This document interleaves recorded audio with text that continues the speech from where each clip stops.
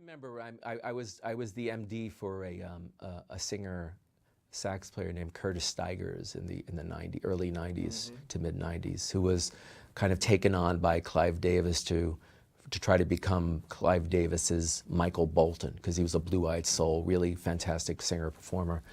And we had a great band. It was a big, like, 8-piece band, background singers and 2 keyboard players. And we got the gig opening up for Eric Clapton for his entire United States stadium tour. So I remember playing Shea Stadium and Dodger Stadium, and I think it was actually in Dodger Stadium or up in San Francisco, I can't remember, no, it was early on, or it was earlier on. It was like the first gig we played, maybe it was Shea Stadium, and Eric was, on the side of the stage watching us, because he wanted to see if we were going to be the right opening band. And I remember walking off the stage, and he was just by himself standing there. It's like, and he was, of course we were like, humming. But he was like, hey, it's great, guys, really sounds good. And, and he had to kind of give his stamp of approval for us to do the whole run. And that was just, being on that bill was just incredible for, playing baseball stadiums and those kind of stadium-sized venues around the country was fantastic. Watch the Beatles at Shea now, Mike? I played at Shea. I can say that now. I did it. Yeah, well, there was a documentary film being made with the original guitarist and drummer from the Elvis Presley band, Scotty Moore and DJ Fontana. And a friend of mine had been kind of managing them at the time.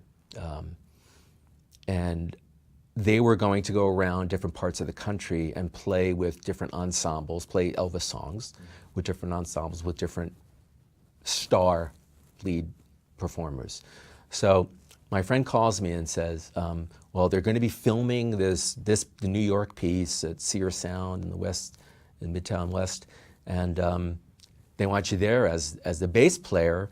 They don't know who's going to show up. He said it may be Billy Joel, it may be Paul Simon. We don't know who's going to come, right? But be there anyway, because if it's one of those guys, then you'll play bass and be in the documentary. So I'm there, and it's I walk in, and it's like there's lights, and Ahmet Ertegun is there, and it's like it's a big thing, and they didn't know me from anybody. I was just like, hi, I'm the bass player here. I'll be over here in case you need me, and so I'm hanging out, and we don't know who's coming in, and all of a sudden the elevator door opens up, and Paul McCartney comes walking in.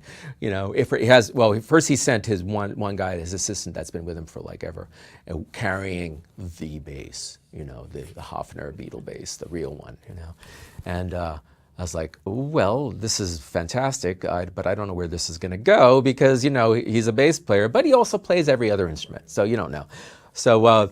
He would, but the funny thing about it is that as excited as I was to see him was exactly how excited he was to meet Scotty and DJ, because those were the guys that he listened to that made him want to play music. And he, they were playing early, I remember being in the control room, and they were playing early Elvis songs, and Scotty and DJ were there, they played on the tracks, and Paul was like jumping up and down like a kid, like, that's you guys, you're playing on this, and he's telling them, when I was this, I was listening to this, and I was like, jumping on my bed, and so then it got around to, okay, let's do a song, and they pick That's All Right Mama, which is great, and then they said to Paul, well, Mike's here, and Mike's bass player, and he looks at me, and he's just like, yeah, I think I'll play the bass. It's like, fine, you can play the bass. So I got to at least hang out, watch Paul make his magic in the studio, which he played and sang at the same time, which is, old school and authentic, right?